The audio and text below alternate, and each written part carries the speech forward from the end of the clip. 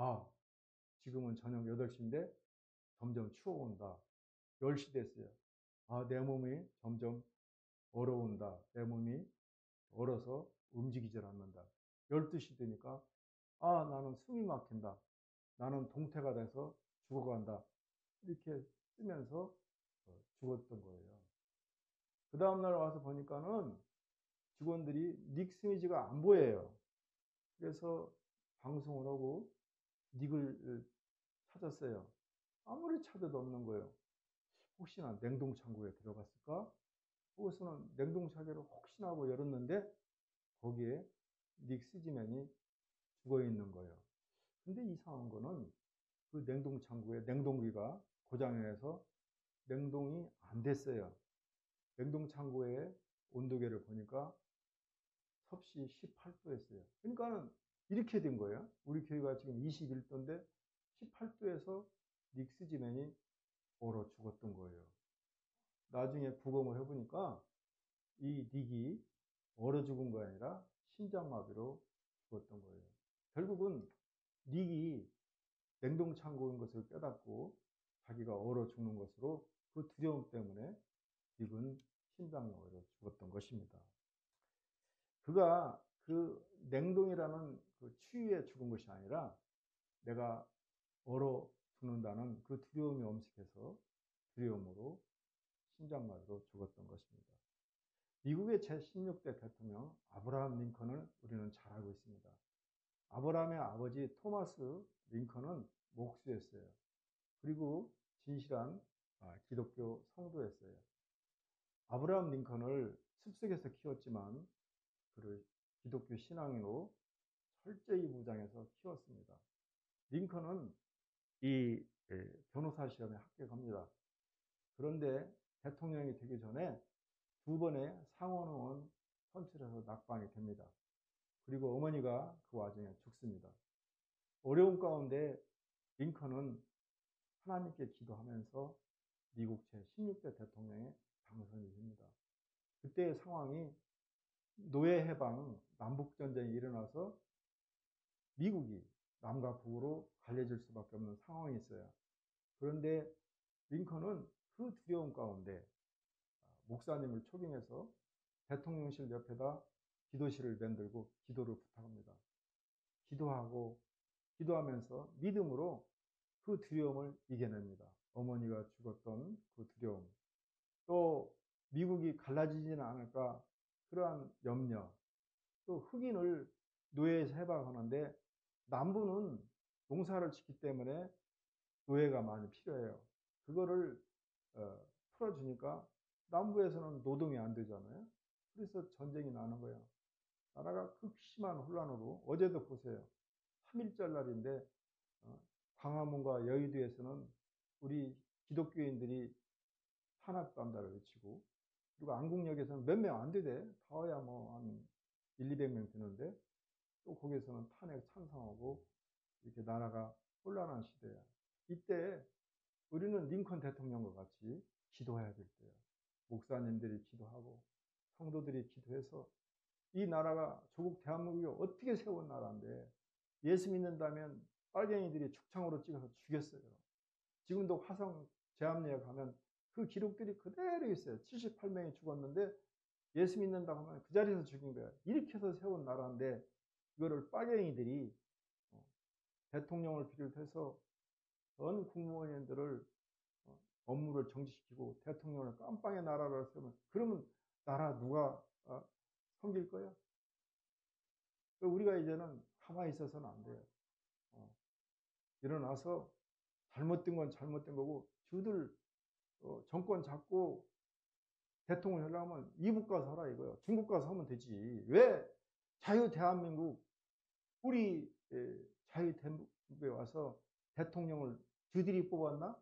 우리가 투표해서 뽑았는데 하나님이 세운 대통령인데 지들이 뭔데 깜빵에 넣어요. 우리는 이제 앉아서만 있으면 안 돼요. 우리가 분연히 일어나서 잘못된 건 잘못됐다고 해서 그래서 우리가 나갈 때 뭐라요? 할렐루야 승리하세요. 영적 전쟁에 승리하라는 거예요. 영적 전쟁에서 앉아가지고 이리저리 눈치나 보고 다른 사람이 하는 거 이거니 내가가 했다고 그래서는 안 되는 거예요. 죽으면 죽으리라. 우리 어머니, 아버지, 할아버지가 그랬듯이 죽창으로 찔려 죽더라도 예수 믿고, 우리나라는 누가 세운 나라예요? 우리가 힘으로 세운 나라가 아니에요. 1945년 8월이 되니까 하나님께서 미국과 소련을 이용해서 우리나라를 독립시킨 거예요. 그래서 우리는 분연히 일어나서 조국 대한민국을 지켜야 될 의무가 우리에게 있는 것입니다. 그래서 링컨은 그 어려운 시대에 믿음으로 기도하면서 노예제도를 해방시켰고 남북전쟁을 종식시킨 믿음의 사람이었어요. 그렇게 힘들고 어려웠지만 링컨은 기도와 믿음으로 두려움을 이기며 미국을 자유 미국으로 만들었던 것이죠. 시편 34편 4절 말씀입니다. 내가 여호와께 간구하며 내게 응답하시고 내 모든 두려움에서 나를 건지시더라. 이렇게 말씀을 붙들고 승리했던 것입니다. 하나님은 두려워하든지 담대하든지 그대로 이루어 주십니다. 본문은 하나님을 경외하며 악에서 떨고 있던 삶을 살고 있는 욥에게 주신 말씀입니다. 동방의 우스라는 곳에서 욥은 살았습니다. 하나님의 도움과 은혜로 욥은 많은 부, 양이 3,000결이요, 염소가 5,000마리요, 낙타가 1,000마리인 이러한 큰 부를 받고 아들을 9 낳은 정말 잘 사는 그러한 욥이었습니다. 욥은 하나님의 도움으로 천사의 도움을 받아 거부로 살았습니다. 그런데 사단이 시기에서 욥이 하나님을 경외하는 것은 하나님이 복 주셔서 천사의 도움으로 이렇게 잘 산 거 아닙니까? 내가 한번 욥을 시험해 보고 있습니다. 그러면 욥이 하나님을 저주가 떠날 것입니다. 하나님께서는 안 그렇다. 네가 시험해도 욥은 조금도 흔들리지 않는다. 한번 시험해 보거라. 그러나 욥의 생명만은 건드리지 말라. 이렇게 말을 하는 거예요. 이 말을 들은 사단은 욥을 시험합니다. 어느 날 갑자기 광풍을 불게 해서 아들 9명이 한 자리에서 다 죽습니다. 그리고 또 일주일 후에는 그 많던 양 5,000마리, 그 다음에 염소 8,000마리, 낙타 1,000결이를 하루아침에 다 멸하해 버립니다. 그러니 아내가 욥을 저주하면서 떠납니다. 차라리 하나님을 저주하고 떠나라. 그랬을 때 욥은 조금도 흔들리지 않고 나는 그럴 수 없다고. 이러니까 사단이 또 욥에게 병을 줍니다. 어떤 병이 걸렸냐? 욥이 이 옹기 그릇을 깨서 팔을 긁는데 팔에 피가 나서 골마서 고자리가 거기서 드글드글 거려요. 이럴 정도로 심한 고통을 받는 욥이 하나님께 고백합니다. 나는 주신 이도 하나님이시요 거두시는 이도 하나님인데 나는 하나님을 저주할 수 없다고. 우리가 살아가면서 첫째, 경제적인 어려움이 있으니까 뒤돌아보세요. 두 번째, 자녀들이 잘 안 되니까 뒤돌아보세요. 세 번째, 까닭없이 내 병이 옵니까? 뒤돌아보세요. 거기는 반드시 하나님의 저주, 사단의 저주가 있습니다. 목사님은 12월 31일 날, 1월 1일 날 목사님이 당뇨 때문에 힘을 갖고 있거든요. 사모님이 나보러 빼빼래, 빼빼로. 목사님이 기도하는 것이 아니라 빼빼로라고 놀려.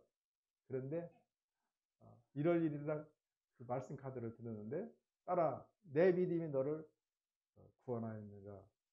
가서 내 믿음대로 될지어다. 정말로 1월 1일부터 몸이 이렇게 회복되는 거예요. 그리고 정상으로 회복돼서 아침에도 못 일어났어요. 근데 지금은 뻘떡뻘떡 일어나. 4시 되면. 하나님, 우리가 장난같이 뽑지만 그 송구영신 예배 때 뽑는 그 말씀 속에 하나님의 뜻이 있는 거예요. 그러므로 우리가 살아갈 때 까닭없이 자녀가 다 죽든지 아니면 자녀가 안 되든지, 두 번째 경제적인 어려움이 있든지, 세 번째 내 몸에 질병이 있으면 뒤돌아보고 회개하세요. 우연이 아니에요. 하나님이 물질과 자녀와 질병을 통해서 말씀하시는 거예요.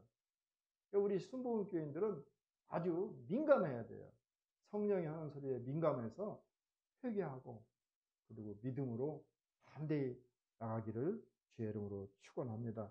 욥은 사업이 망하는 두려움과 자신이 불치병에 걸릴지 모른다는 두려움을 가지다가 그대로 당했던 것입니다. 욥은 아들 숫자에다 9명 한 명 한 명 하나님께 제사를 드렸어요. 하나님 이 아이를 주시면 감사합니다 하고 제를 드리고 또 둘째 아이, 셋째 아이, 아홉째 아이까지 제사를 드리면서 마지막에 생각에 하나님이 이 아이들을 걷어가면 어떻게 할까? 이 염려하고 근심하는 두려움이 그대로 임하였던 것입니다. 우리는 절대 염려해서는 안 돼요. 성경에 두려워하지 말라는 말씀이 찾아보세요. 365번 있어요. 그거는 뭐냐면 매일매일 두려워하지 말라는 거예요. 성경을 보면서 염려, 근심, 걱정을 버리라는 거예요. 그럼에도 불구하고 우리는 매 순간순간 어두운 걸 봐요. 안 되면 어떻게 할까? 염려해요. 목사님이 시험 봤는데 32점이 나와요. 이건 안 되는 거야. 근데 금년도 표어가 생각나요. 내 입을 넓게 열라. 내가 채우리라. 아, 하나님 제가 잘못했습니다. 우리는 입을 넓게 열고 최선을 다해 공부하는 것이 내 의무지. 합격과 불합격은 누가 해? 성령 하나님이 하는 거예요. 내가 몸부림치고 최선을 다할 때 우리 성령께서 성령의 바람을 불어서 합격시키고 떨어뜨리는 것이 네가 뭔데 염려하고 걱정하느냐 이런 깨달음을 주는 거예요. 하나님 잘못했습니다. 제가 더 최선을 다하겠습니다. 하나님께서 이 욥이 이 어려움과 고난 가운데서도 믿음을 버리지 않고 하나님을 원망하고 저주하지 않고 그리고 순종하여 나갈 때 하나님께서 욥의 믿음을 보고 갑절의 복을 주셨던 것입니다. 우리가 믿음으로 부정적 감상주의를 극복해야 됩니다. 21절, 22절 말씀은 이렇게 증거합니다. 이러한 자는 죽기를 바라도 오지 아니하니 땅을 파고 숨진 보배를 찾음보다 죽음을 구하는 것을 더하다가 무덤을 찾아 얻으면 심히 기뻐하고 즐거워하나니 범죄자 아담의 후에는 우리는 모두 타락한 본성을 가지고 있습니다. 이 타락한 본성에서 나오는 것 하나가 바로 부정적 감상주의입니다.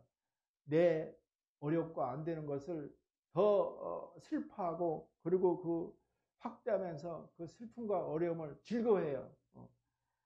자신의 불행에 관한 모든 것을 하나님의 잘못으로 돌립니다. 그리고 주저앉아서 일어나라고 하지 않는 요디부종의 마음을 갖는 거예요. 조금만 슬픈 일을 당해도 스트레스를 받고 담배를 보고 폭염과 그리고 폭주를 합니다. 그리고 자학하는 행동하는 모든 것이 바로 이러한 이 스스로의 감상주의에서 나오는 것입니다. 하나님의 주권과 그다음에 섭리를 믿는 성도라면 당연히 부정적 감상주의를 버립니다. 하나님은 선하시기 때문에 지금 내가 당하는 고통과 지금 안 되는 것은 나를 연단시켜서 더 크게 쓰려고 하는 것이야. 그러면서 이기는 것이 아니라 무언가 풀리지 않을 때 부정적 감상주의에 빠져버립니다. 성경을 보면은 우리가 알고 있는 위대한 선지자 엘리야도 70명의 그 바알 선지자를 다 칼로 못 베어 죽였지만 이 여왕, 그 여왕의 내가 내일 이날에는 너도 저자와 같이 하나가 된다는 그 말을 듣고는 탄식하며 하나님께 기도하기를 하나님 제 목숨을 걷어가십시오. 이렇게 자기 부정적 감상주의에 빠졌던 것입니다. 또 니느웨에 가서 말씀을 전했던 요나의 경우도 자기 마음대로 일이 풀리지 않치자 하나님 앞에서 죽음을 구하고 있습니다. 이렇게 성도들이 자기 부정적 감상주의에 빠지는 경우가 많이 있습니다. 이것은 하나님을 부정하고 하나님의 선하신 섭리를 버리는 거예요. 좋으신 하나님께서는 지금 내 일이 잘 안 되고 풀리지 않고 그리고 어려움이 있을지라도 모든 것이 협력하여 선을 이루신다는 하나님의 말씀을 부여잡고 오늘의 어려움을 이겨 나가는 거예요. 좋으신 하나님께서 모든 것이 협력해서 선을 이루심을 믿어야 되는데 자기 부정적 감상주의에 빠져서 나는 안 돼, 나는 할 수가 없어, 모든 책임을 하나님한테 돌리고 그리고 그 즐거움과 안 되는 것을 즐기고 있는 것입니다. 우리는 알 수 없는 고난을 당하고 악인들에게 비판을 당할지라도 하나님의 선하신 섭리와 그리고 모든 것이 협력하여 선을 이룬다는 그 말씀을 조금도 의심하시면 안 됩니다. 하나님은 근본 선하시고 공의로우신 분입니다. 그러므로 그분의 선하신 섭리도 선할 수밖에 없습니다. 우리가 현실적으로 보기에는 부지런하게 보이고 궁극적으로 그것이 선을 이뤄서 좋은 것을 이루심을 믿는 것입니다. 하나님의 섭리를 믿는 성도들은 아무리 전방적인 상황에 놓여 있을지라도 의연하고 기뻐할 수 있어야 됩니다. 로마서 8장 28절 말씀입니다. 하나님을 사랑하는 자 곧 그 뜻대로 부르심을 입은 자들에게는 모든 것이 협력하여 선을 이루시니라. 우리가 담대함을 가지고 살아야 됩니다. 그리고 성경 말씀대로 두려움을 이겨내는 것입니다. 입으로 선포하고 하나님께서 나와 함께 하심으로 모든 것이 협력하여 선을 이루심을 믿고 두려움을 물리쳐 나가기를 주의 이름으로 축복합니다. 다음으로 두려움을 극복하는 거예요. 요번은 자신의 재앙을 뒤돌아보면서 자신이 당한 재난이 마음의 두려움과 무서움 때문이라고 고백하고 있습니다. 남아프리카 지역에서 1946년도에 한때 점이 유행한 때가 있습니다. 어느 여름날 유명한 점쟁이가 점괘를 내놓습니다. 우리 남아프리카에는 흉년이 온다. 그리고 기근이 온다. 그 점괘를 흑인들이 입에서 입을 통해서 전파합니다. 당시에 많은 농부들이 그 말을 사실로 믿습니다. 그래가지고 농사를 짓던 농부들이 2만 명이나 되는 농부들이 그 농사 일에 손을 떼고 다 타국으로 갑니다. 아니 잘 짓던 농사를 손을 떼고 다른 데로 가면은 그 벼가 고리가 되겠어요? 안 되지. 그런데 그 당시에 아프리카는 비도 잘 오고 햇빛도 잘 쬐지고 바람도 잘 불었어요.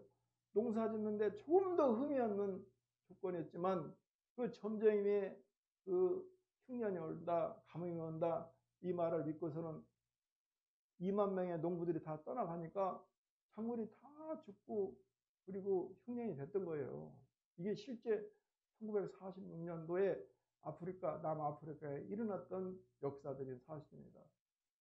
하나님이 좋은 해와 좋은 빛과 물을 주셨지만 우리가 갖는 점쟁이의 말에 두려움을 가져서 결국은 남아프리카는 대흉년이 왔던 것입니다.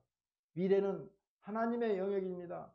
잘 되든 못 되든 미래는 하나님께 맡기고 오늘 나에게 주어진 사명에 입을 넓게 열고 우리는 믿음으로 담대히 나아가는 것입니다.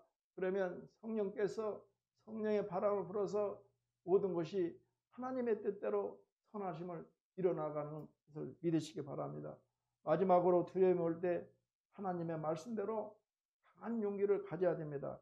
이스라엘 백성들은 무서움과 두려움 올 때 강하고 담대한 마음을 가지고 두려움을 모두 물리쳤던 것입니다. 23절 말씀을 우리 함께 읽습니다. 하나님에게 둘러싸여 길이 아득한 사람에게 어찌하여 비를 주셨는고. 우리는 여기서 바울이 빌립보 교회를 개척할 당시에 그 사실을 우리는 다시 한번 리마인드 해봐야 됩니다. 바울은 그 당시에 빌립보 유럽의 최초의 교회를 세울 때 너무나 힘들었어요. 차라리 나를 죽여주십시오. 차라리 나를 땅속으로 묻어주십시오. 고백하고 있었던 것입니다. 그런데 그러한 상황을 가르쳐 두 사이에 끼었다고 죽지도 못하고 살지도 못하고 빼도 박도 못하는 상황이었습니다. 물론 바울은 그 상황에서 죽기를 더 원했습니다. 그러나 바울이 빌립보서에 기록한 그 말씀을 보면 결코 바울이 했던 말은 그렇게 침울하지 않았습니다. 오히려 그는 자기가 사는 것이 빌립보 교회 성도들에게 더 유익하기 때문에 자신은 살 것을 확신했습니다. 죽음과 삶 속에 있는 자신보다 빌립보 교회를 더 염려하며 그리스도의 복음에 합당하게 살 것을 성도들에게 주문했던 것입니다. 그러나 욥은 그때까지 아무런 연단 없이 살아왔습니다. 정말 온실 속에서 천사들의 도움 속에서 9명의 자녀들과 5,000마리의 양과 8,000마리의 염소와 그리고 1,000마리의 낙타 풍족한 삶 가운데 살았던 것입니다. 반면 바울은 마치 광야에 거친 나무와 같이 비바람을 맞으면서 온갖 풍상을 다 겪었습니다. 이것이 바로 한 사람은 고난 앞에서 나약한 모습을 보였고 힘들어하는 모습을 보이게 한다면 또 한 사람은 강한 모습, 자신 있는 모습, 고난 속에서 스스로 헤쳐나가는 것을 성경은 보여주고 있습니다. 그래서 연단은 그 누구보다도 위대한 신앙의 스승입니다. 많은 것을 스스로 깨닫고 강하게 됩니다. 어린아이라도 연단을 많이 거친 거면은 온실 속에서 신앙생활한 어른보다 강한 믿음을 갖췄습니다. 하나님께서 사랑하는 자녀일수록 반드시 연단을 지은 이유가 이러한 이유입니다. 그러므로 정말 강한 신앙의 용사로 거듭하기를 원한다면 하나님께서 지금 주시는 연단을 두려워해서는 안 돼요. 무서운 연단이 나를 기다리고 연단 한가운데 있습니까? 하나님께서 나를 더 강한 용사로 만드시기 위한 연단을 까다롭다는 사실을 깨닫고 오히려 감사해야 됩니다. 잠언 17장 3절 말씀입니다. 도가니는 은을, 풀무는 금을 연단하거니와 여호와는 마음을 연단하시니라. 옛날에 스페인에 페르난도 5세라는 왕이 있었어요. 이분이 하나님을 의지하기보다 점쟁이를 의지해요. 어느 날 그리고 이분은 또 점쟁이의 점괘에 의해서 나라도 다스려요.